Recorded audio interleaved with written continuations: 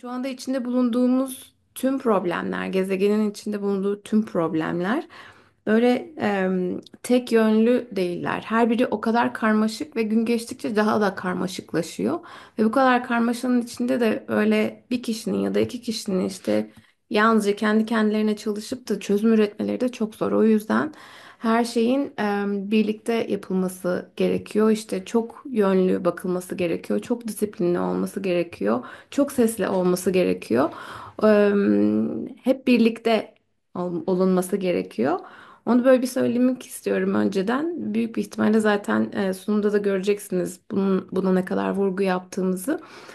Bunu böyle bir söyleyeyim. Onu öyle Türkçe söyleyeyim dedim. Ondan sonra başlayalım şimdi. I don't know if we need to introduce ourselves, but I'm not going to do that. But just to say hi again, I'm Zuhail and this is Carlos, and we are the founders of Openact Architecture. And yes, we have been to Aura before. We were teaching there before, and we were in ITU also simultaneously when we were teaching in Aura. And currently, I am teaching here in Spain in two different universities. And yeah, it's just going on like that. And you probably know some of our projects.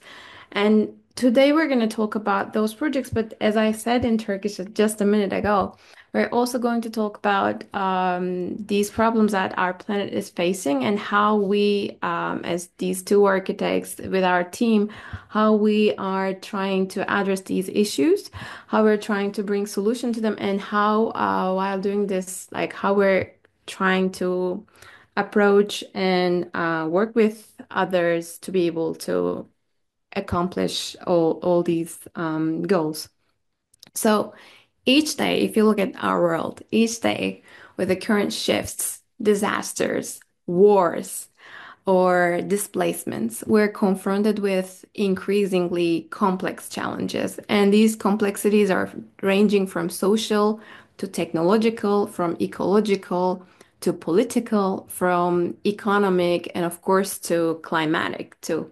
And unfortunately, the traditional thought systems or methods, they're proving inadequate in these times. And these traditional thought systems, mainly they were established and they're kind of like in they're kind of like creating the foundational basis in terms of how we are looking at the world today. They were mainly established, maybe at the end of 18th century, but they were really, really consolidated in the 20th century. And these systems, this way of looking at the world is very compartmentalized, is very departmentalized. So everyone has their own specialization, and then, they only look at the world from that very specific point of view without really engaging with what the other person, other specialization doing right next to them.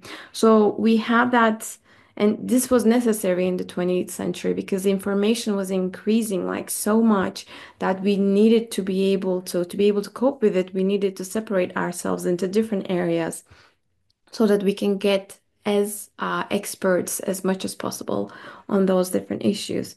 However, as we were separated, we then forgot to get together, and that started creating problems. And that is why, in especially right now, it's an urgent need for us to act more collectively and collaboratively, think collaboratively and practice collaboratively.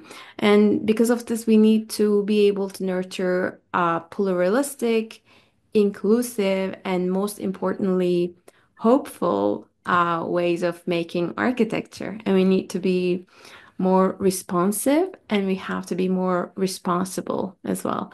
So, navigating such a dynamic landscape requires us to deepen our understanding of what it means to be together, to foster multidisciplinary, but also multi-species thinking, and cultivate a culture of sharing and caring. And to be able to do this, we created in our studio a formula of co-design and co-creation. This is how we call it. And we will step by step explain what this formula is. And maybe if you are inspired by it, you can also, take this formula and use it for your own projects too. And it follows a sequence which is called the story, the speculation, and the system. So I will go right now with the story. So the first phase in when we start a project is always the story. It's this phase where we are exploring and we're trying to connect with the story of a territory. Because this is the first action for us to be able to understand and frame the context of body of living and non-living collectives of that territory that we are engaging with. And in this part of the process, which is like always the longest, which is the part that our team is complaining always the most. So this is like a big research part, right? Like where we are looking at the weather charts, we're looking at newspaper articles about this place, we're maybe going and speaking with people. Sometimes we get really lucky and we have like questionnaires and like we have some maybe feedback from the actual neighborhood community. We look at the history, obviously, we look at the traffic data. I don't know, maybe if there was a book that was written about here, if there's a poem that was written about here. So this is just like this is a this is the part of the process where we are collecting as much data as possible to be able to make sense of this space, and we try to make sure that these diverse information is like coming from very different sources so that we can help define the context with its multiplicity and with its complexity as much as possible. And so the idea, like why we are doing this, is that it's kind of like creating a platform and a process where all the voices are heard and valued. Meaning, like, the community has necessities or they have problems, but they also have wishes and desires and they have maybe fantasies. But it's not only the human communities, it's also the non-human communities. But, who's going to speak for the non-human communities? Obviously, the birds are not telling their problems themselves. So then you have to go and speak with maybe certain experts, or biologists or maybe forest engineers so that those experts are speaking on behalf of those non-humans too, and then we can understand what kind of desires they have, necessities they have, but also what kind of problems maybe they are facing currently too. So this process is kind of like an x-raying process, right? Imagine yourself going to the doctor and you're saying that you have a headache, right? Like the doctor is not going to just like directly prescribe you something. I mean, maybe there are doctors that are doing that, but it's not really a great doctor, right?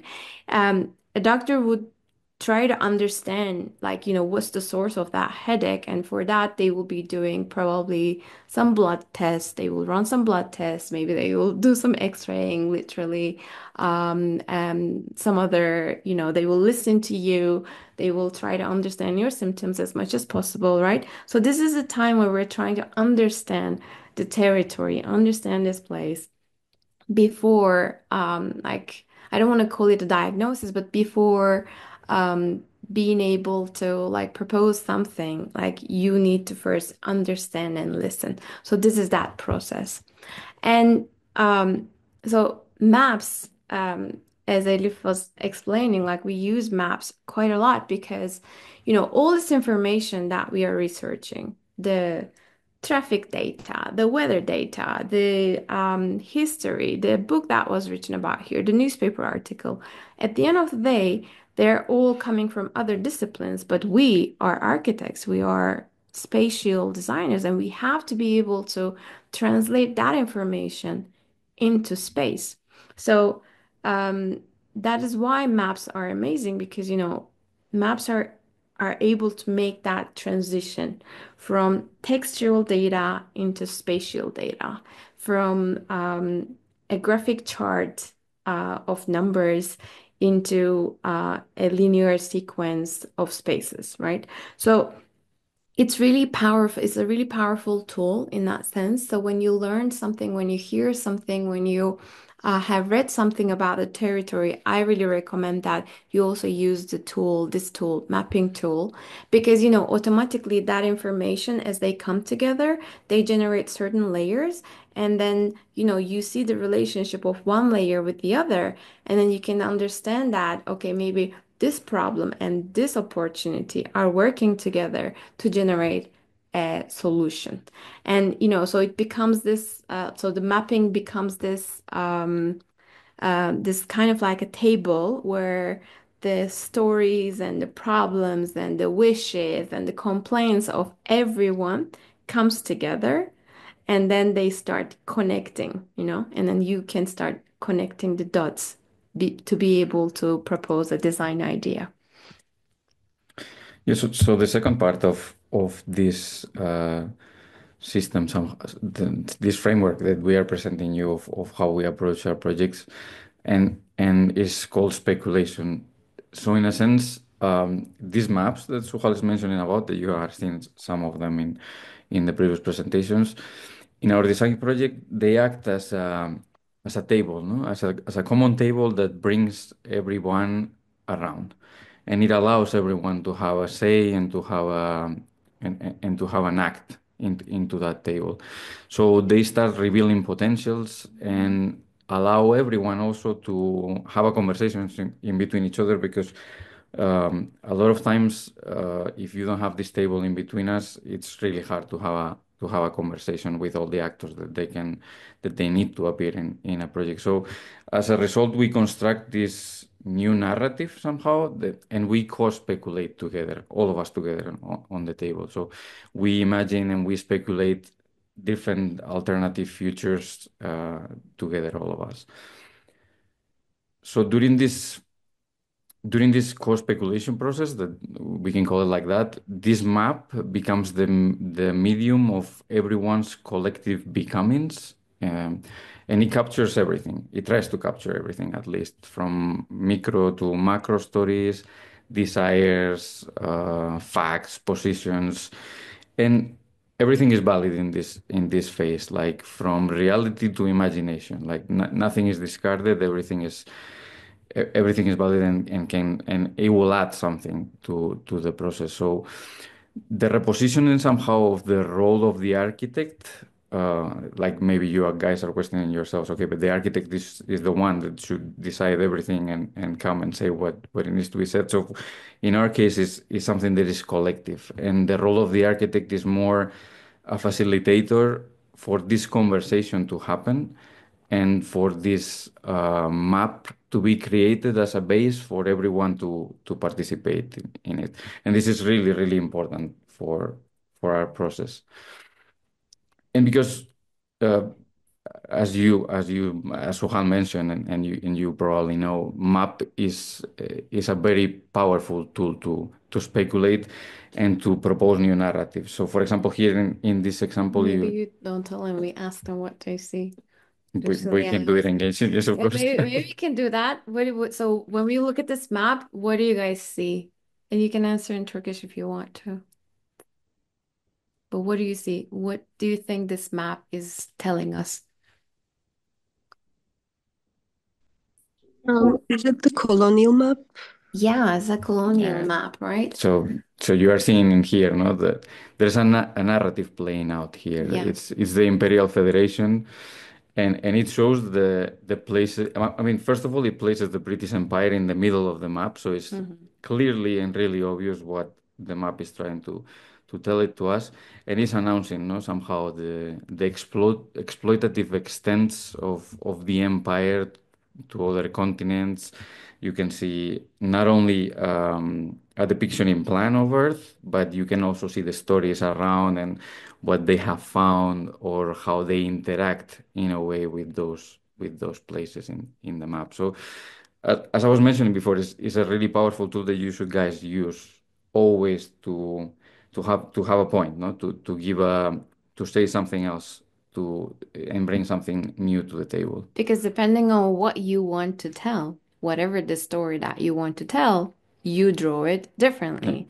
And as architects or as spatial designers, doesn't matter if you're a landscape architect or an urban planner or an interior architect, line has a power, right? Like, instead of your words, your lines are powerful. So the person who's drawing this map is telling a story. And when it's drawn this way, all of a sudden it becomes reality. Who says that, the British Empire is in the center of the world and, the world map is supposed to be this way? It was Britain who said that. And, the rest of the world is believing it. So as you can see, it's a very, very powerful tool.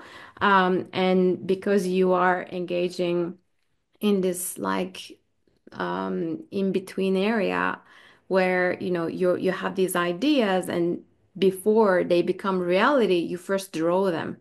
And if that drawing is convincing enough, then the other people are really investing in that in reality, and then it really becomes reality, it gets built, right? So the drawing has that kind of power. And as an architect, as a spatial designer, becoming aware of that power, I think is also something important because then it gives you a responsibility how to act with that. You Yes. continue. So this is another example of another world map. Uh, as you can see, I mean, this is Fuller's dime action map, and the narrative is completely different here. Like, there is no center of the world, there is no up or down, there is no south, north, and it's kind of like the key thing of this map is that it's kind of open for interpretation, no? And it's something that you can cut with scissors, you can manipulate it, you can stick it together, and you can do your own version of how the continents are placed and create your own narrative somehow. So this map is also really important for us because it brings something else to the table. There is the participation of the one that is assembling the map. You know, like this map allows for participation for you to decide where the continents go. So that is really, really, really key for us. And this is a photo that we always love to show in all the presentations we do. Maybe if you have Because it's seen, another mapping yeah, of the planet. because a photo can be a mapping too. Yeah. And you can see here the Earthrise photo of the Apollo 8, and it was the first photo of Earth taken from a great distance. It's from 1968, and it suggests another narrative. There is no visible boundaries, there is no borders. It depicts a planet that has intertwined and connected fluid systems that are flowing through each other without any barrier. And it's a living Earth somehow surrounded by this darkness of space, and it appears fragile and a little bit vulnerable with finite resources. So this is again another narrative, and it's showing us another narrative about the same thing that we were seeing before. So when you look at this photo, I can ask, well, what are the things that you see? Because, so until 1968, people who lived on this planet, they didn't know how our planet looked like. I mean, They you and didn't. I, we just like we were born into this, and since you were a little kid, how the planet looked like, from outer space. But people didn't know. The people, how they had a perception of the entire planet from the maps that other people drew. So when they first saw this in newspaper and TVs, it created a shock wave because then the planet that we're actually living in, like, it's not divided by national boundaries. It doesn't have really north and south in the way how we were defining it. And it's not really like a static system that is just like solid staying on the page, on the paper. But you see here, like when you look at that marble, you see air, right? You see water and you see earth. Those three things. And those three things are in motion. They're moving from one side to another. But at the same time, they're so intertwined. So there's the system of air, system of water, system of earth. but then as a whole is system of systems, right? So it's all working together. And if we were to zoom in, then we're going to continue seeing some other systems. So this photo is showing us that our planet is a dynamic living thing, that it consists of different systems and as a whole is a system of systems. But at the same time, the way how this photo is done, which makes it a mapping, our planet is just so small and there's this huge, vast black void and we're just so alone, so fragile, so small, and so vulnerable. So we really need to take care of this planet that is so alive and giving us life. Um, and it just, changed a lot of thought systems at that period, which is then bringing us to the last part of our formula, which is the system. And as I just said, like, this entire Earthrise photo, like, at the end of the 60s, beginning of the 70s, and a lot of other technological innovations and the rapid changes that is all bringing is creating a cultural and theoretical shift in how we are perceiving our world. You probably know it, like especially in the West, there are a lot of events, especially in the universities at those times because these thought systems are changing.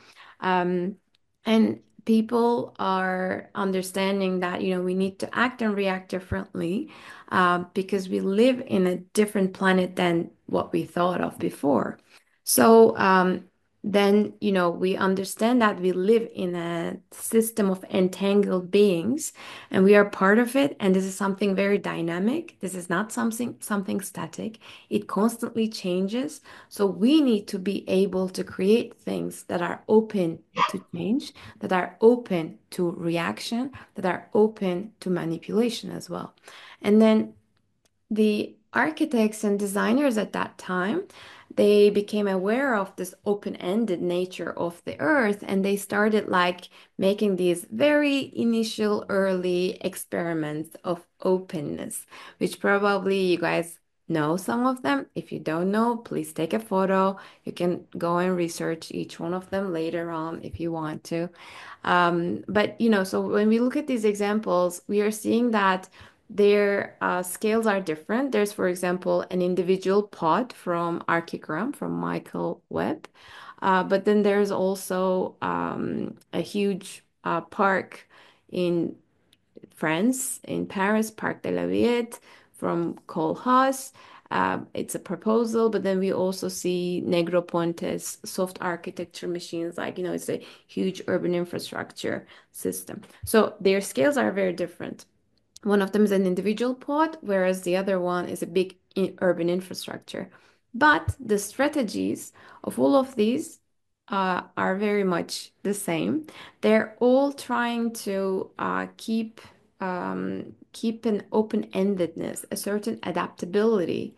They're creating a system that, these design mechanisms, they can be adapted, adjusted according to different situations. This is sometimes done through the malleability of the material, but it's also done through the flexibility of an infrastructure. Because, the more we are able to respond, the more flexible the system is, the more dynamic the system is, and the less static it is, just like our own planet, just like our own bodies. And right now, in our current era.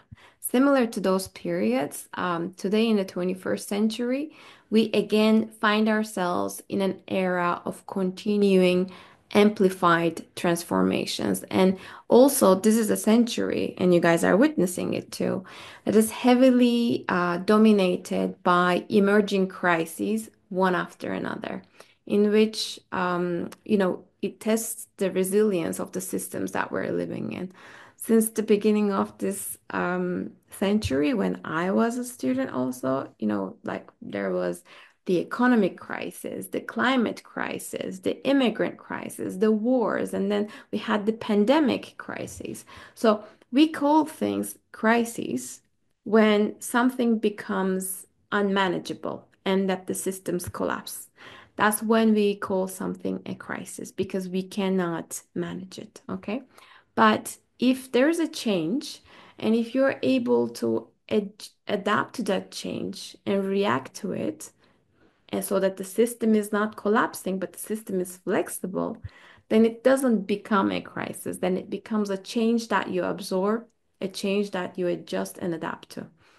So this is the thing that our how our planet lives, and this is the kind of systems, spatial systems and thought systems and practicing systems that we are trying to act within, so that we have this sense of responsibility for others and that we become with others, who inhabit this planet as a whole. So therefore, you see these keywords on the screen, which we try to act through and embrace during our processes. And, so we're going to right now present three different projects, and those three different projects are all trying to embrace these ideas. So that was a little bit like the background of where our concerns, where our ideas, and how our working methodology is coming from. And now we will produce, now we will like quickly present to you three of our projects to kind of like exemplify how all of these things that we talked about are now translated into projects. You want Yeah, to go yeah. for it? Go. So, but I mean, I'm not the Turkish one here, but just I'm gonna introduce one of the project after this kind of heavy theoretical introduction. That maybe if you have any questions later, you can of course ask us. Like you're gonna see how we try to apply all those things that we have told you through our projects. So.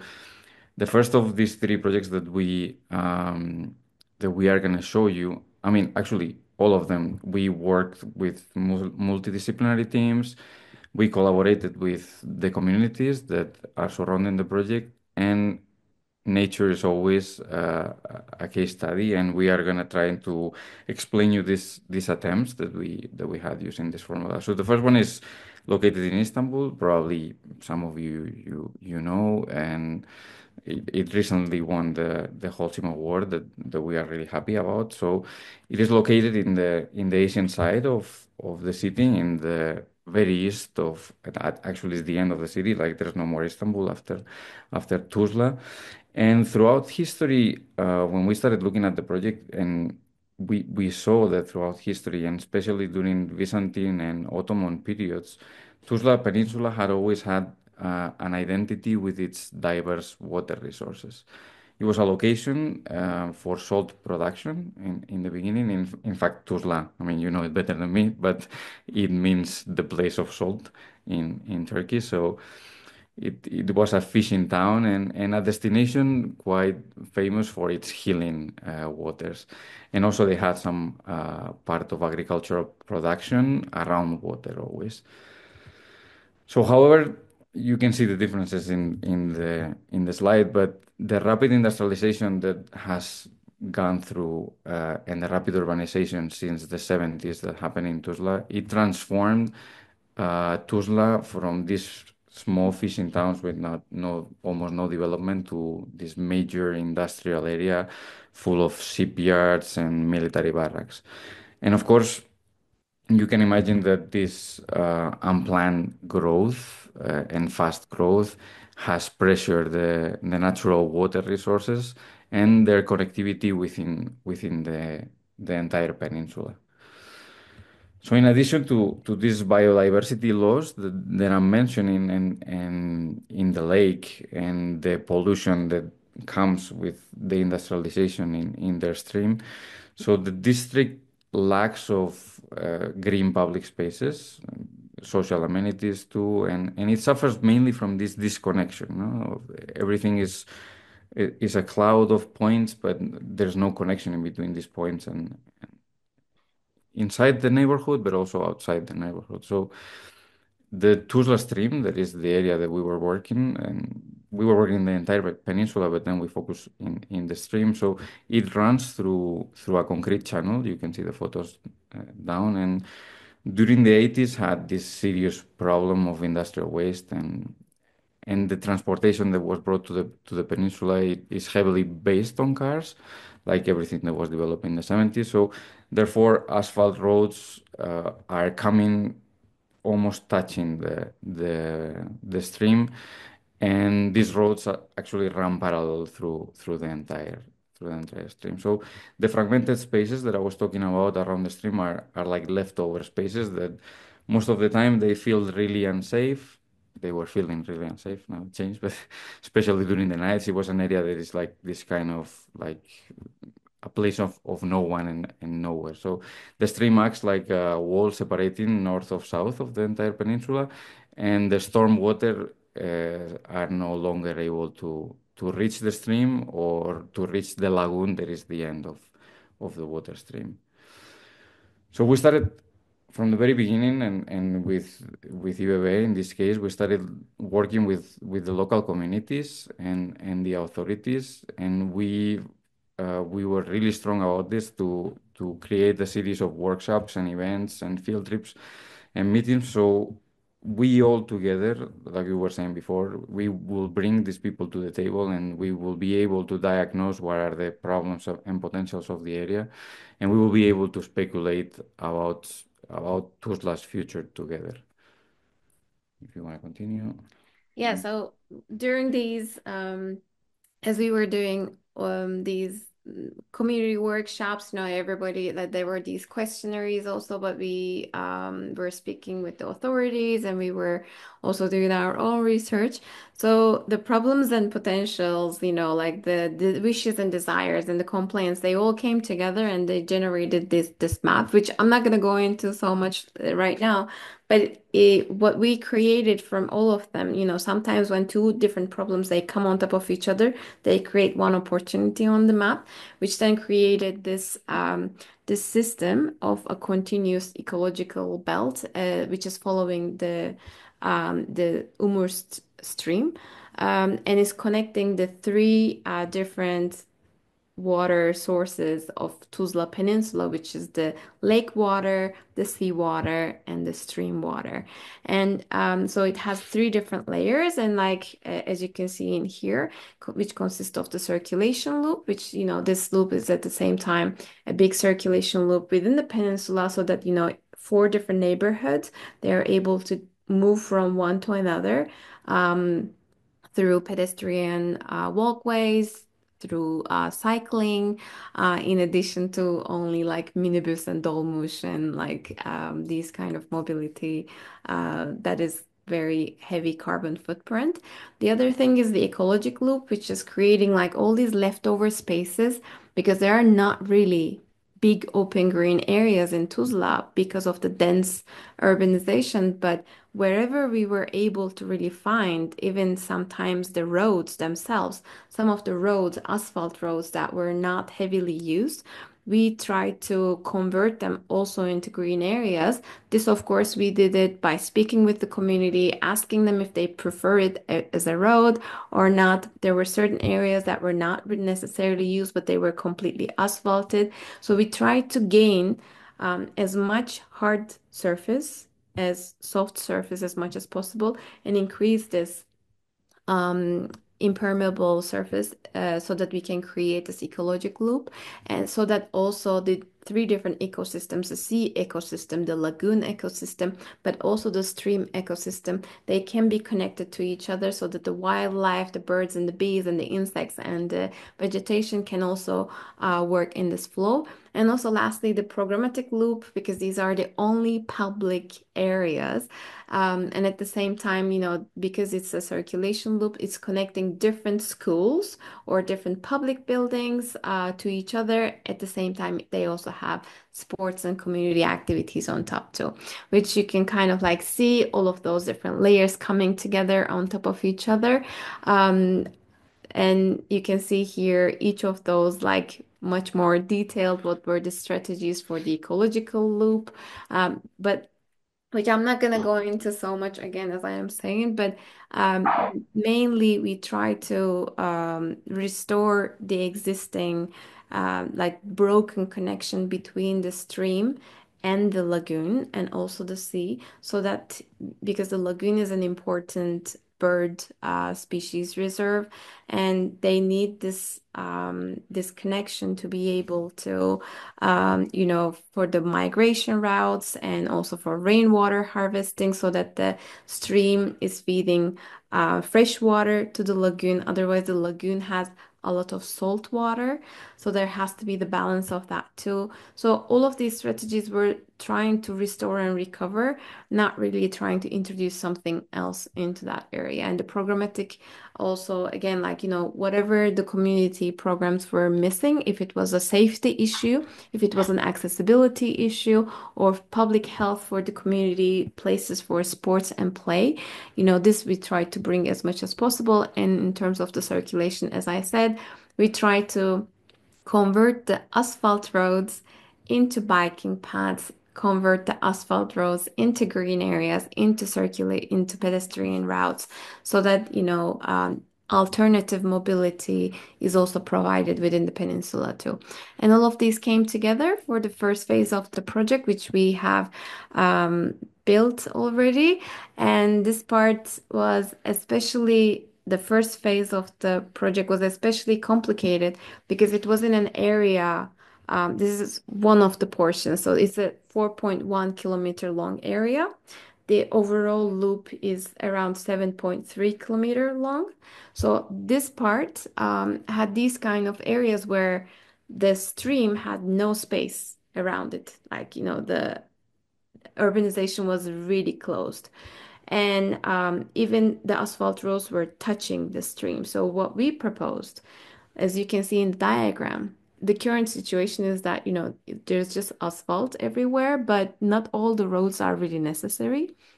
So by traffic reduction, we said that we can maybe convert these spaces into green areas.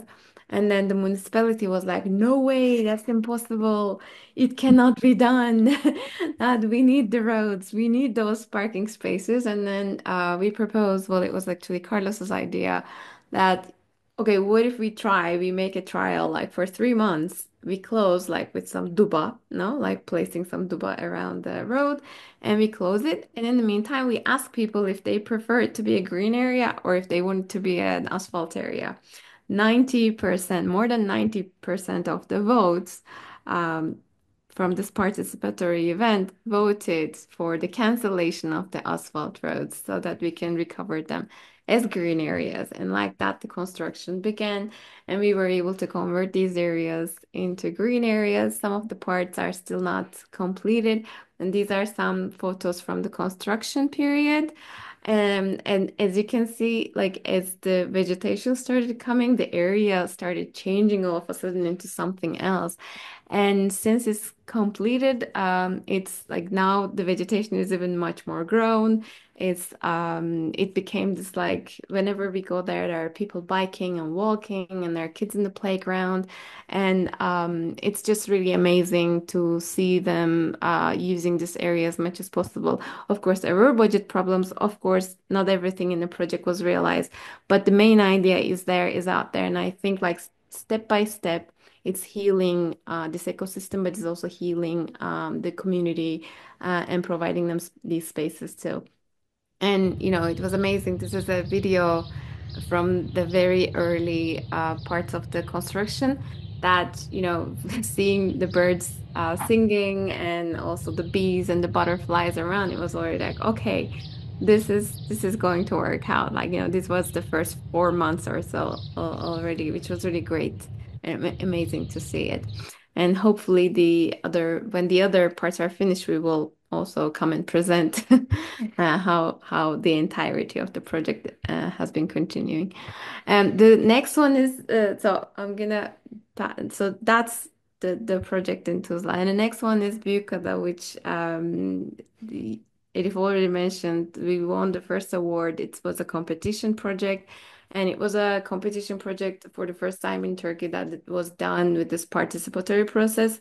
So the brief was prepared with the participation of the local community. But you guys all know where Büyükada is, so I'm not even going to tell you where it is or what it is. But as you know that, it's the biggest island of the entire um, of all of them. And it's the biggest in terms of its surface, but at the same time, it's the biggest in terms of like the public amenities and the public administrative roles that it has. So when they said that this square, um, which as you can see the photo of it, it was an area where all the phaetons, all these like horse carriages, they were stopping and waiting for receiving passengers. So it's this area right next to the clock tower, and it's this area. So because also in the island, because of tourism, because there's this heavy heavy, but at the same time, kind of like um, a kind of tourism that erases the identity of the island. We said that okay, even though this is a very small square, the changes that is going to be done in this square is going to be symbolic, but at the same time signifying in terms of what kind of a future the island, but also the islands in general are going to have. In that sense, it's important the kind of direction for future, like to understand what kind of a direction there's going to be in the future. It's important to be able to set those goals right now, maybe through this public space, which is, even though it's a small square, it's a public space and it's an important required public space of the island.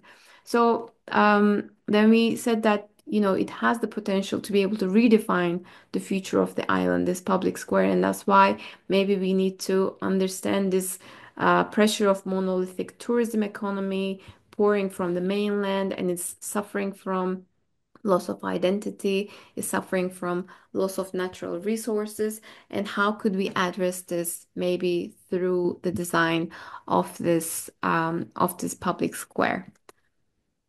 Do you want to go? Or I mean, this was part of the so responding to this change that Suhal is mentioning in the island in 2020.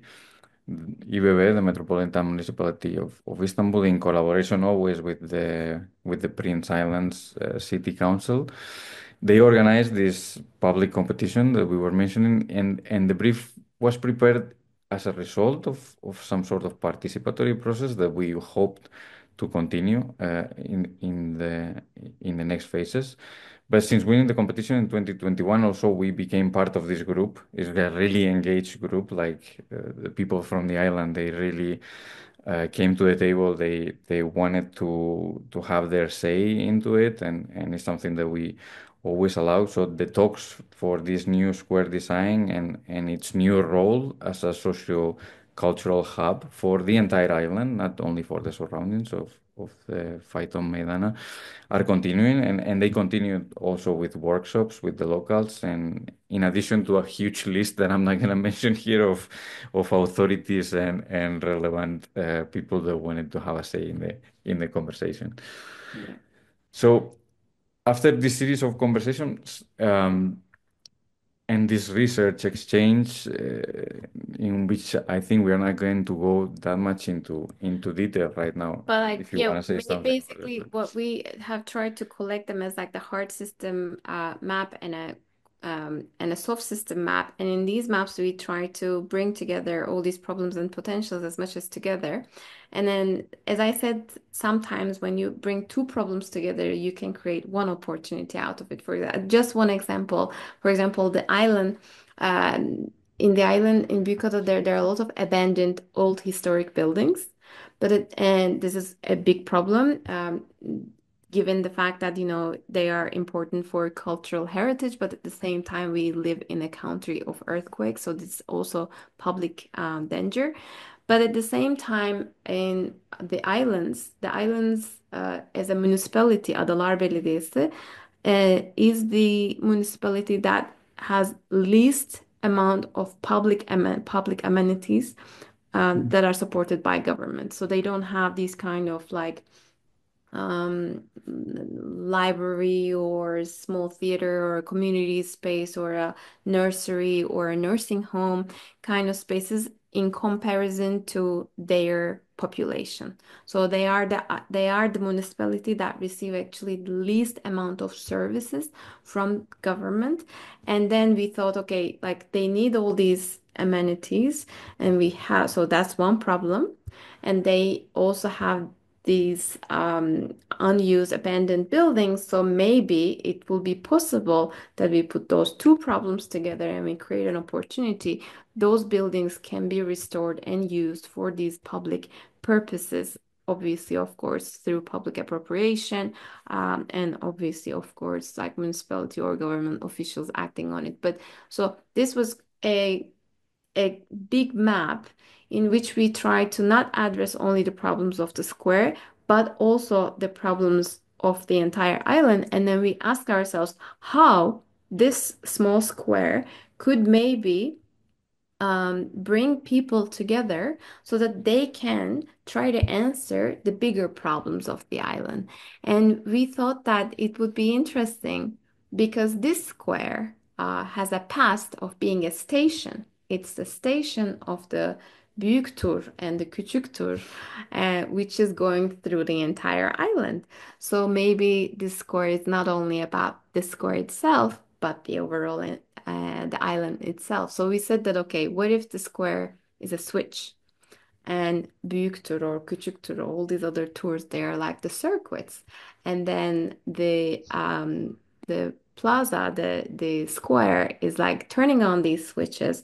And then all of a sudden we have all these activities that are bringing together the entire community of the island in the square so that they can address the problems of the entirety of the island.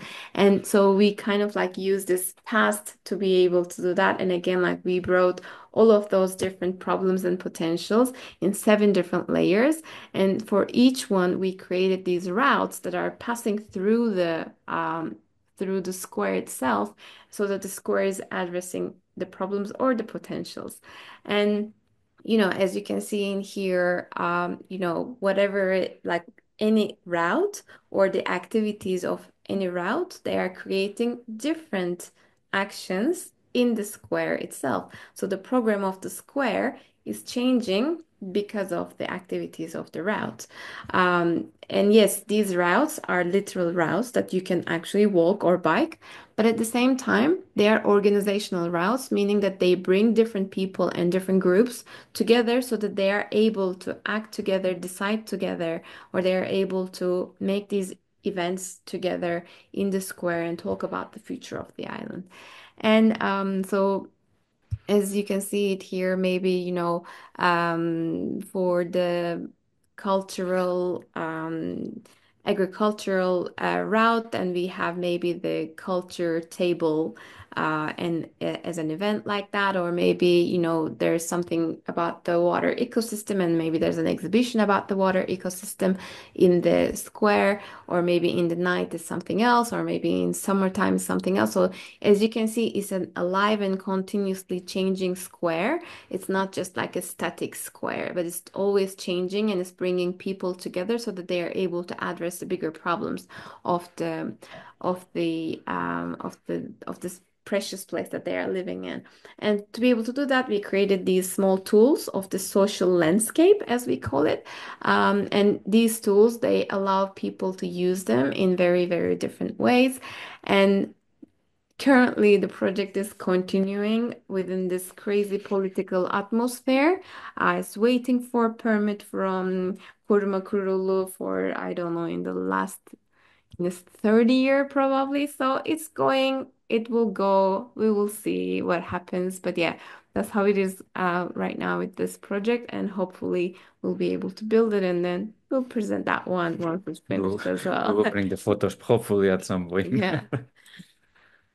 And the third and the last, I don't know if this is This getting is the really last if this is getting really Yeah. long, but If you're bored, sorry. yes, so I'm gonna go quickly through the third and last project that I want to present. In this case, we are going away from Turkey. This is Zagreb, the capital of Croatia, and this project was the winner of European 13 competition in 2015. If you guys don't know, Europan is a competition for architects under 40 years old that happens each 2 years in Europe, and the entire Europe competes.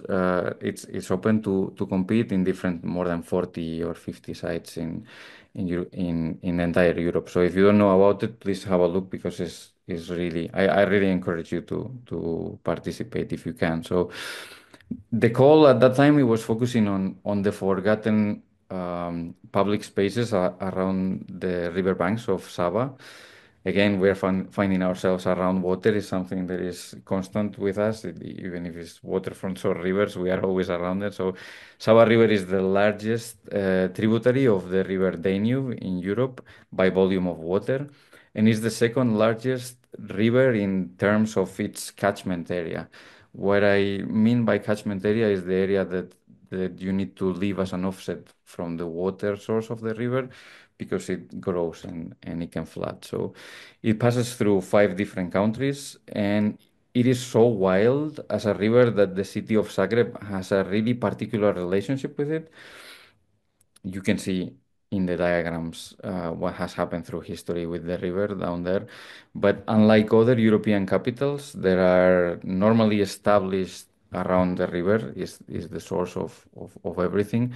So Zagreb's urban growth had been formed with a tendency to kind of move away from the river.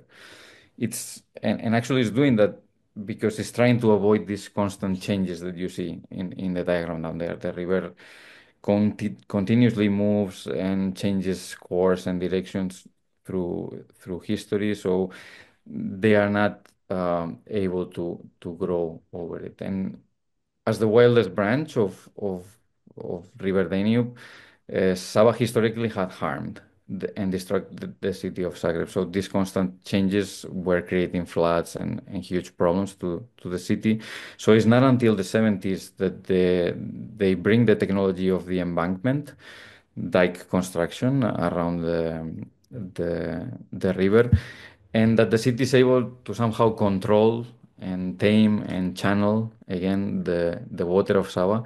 And since then, Zagreb has expanded towards the south of the city, and it has left the river in the middle of the urban scape.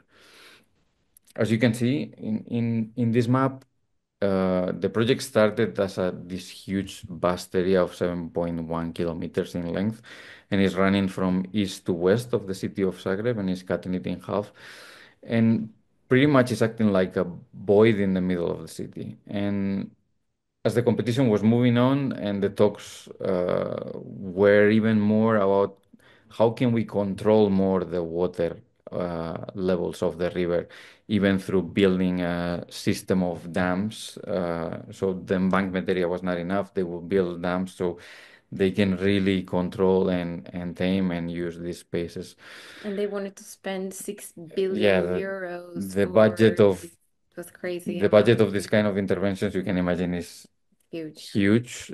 Building it was not one dam; it was a system of dams, like 11, yeah, 10. through the entire river. So it's something that it was unbearable. Like it was unimaginable for us. So, but at the same time, they wanted to use this part. So what we did is somehow twisted the question and ask if it would be possible to create this riverbank park that they wanted to use, and that it somehow works with the natural flows and floods of the river, and maybe it can have a temporary programming and it can have a seasonal nature, and like that could we transform this 7 kilometer floodplain into enduring public space with temporary programming.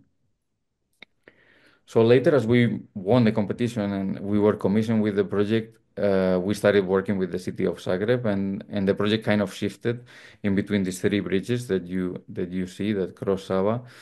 Zagreb has this very symmetrical planning, and the idea was that this will be a riverbank park that is temporary somehow, but is also shifting and evolving with the citizens over the course of years.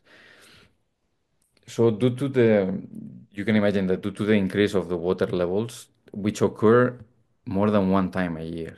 Some of the years that meanwhile we were there working in the project, like twice a year, 3 times a year, the water level will rise. and based on also a phased implementation system based on financial resources that the city was capable of providing. So the project design defined a set of strategies in different scales. The basic modules were the small scale, as we call them, activators. There were 9 pavilions designed with basic scaffolding structures because, as you can imagine, we had to meet with the emergency protocol of flood of Croatian waters in this case. And they are currently able to predict if a flood is going to happen like 4 to 5 days before it happens. So we had that short time span to dismantle all the structures and remove them from the area in case of flood. So scaffolding was only the only technique that was allowing us to mount and dismount with that speed. So the different pavilions were able to host different programs within themselves, but the clustering of those pavilions in the small scale and the grouping of these activators in different combinations can also create way bigger programs, such as you can see here, like some of the examples that we proposed, like a floating concert or a temporary museum. So that combination was allowing that to happen.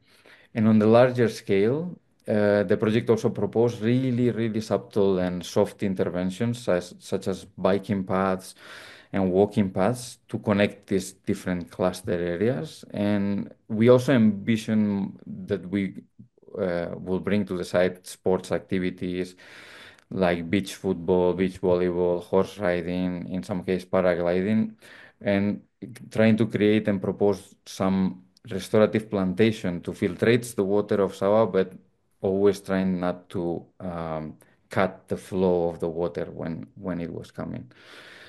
So finally, within the city scale, we introduced this idea that these pavilion clusters will be moved from one side to the other in different seasons, and to help start this urban conversation between the different neighborhoods. So we will enhance this east-west connection through the river, but we will also enhance the participation of people into the project like that.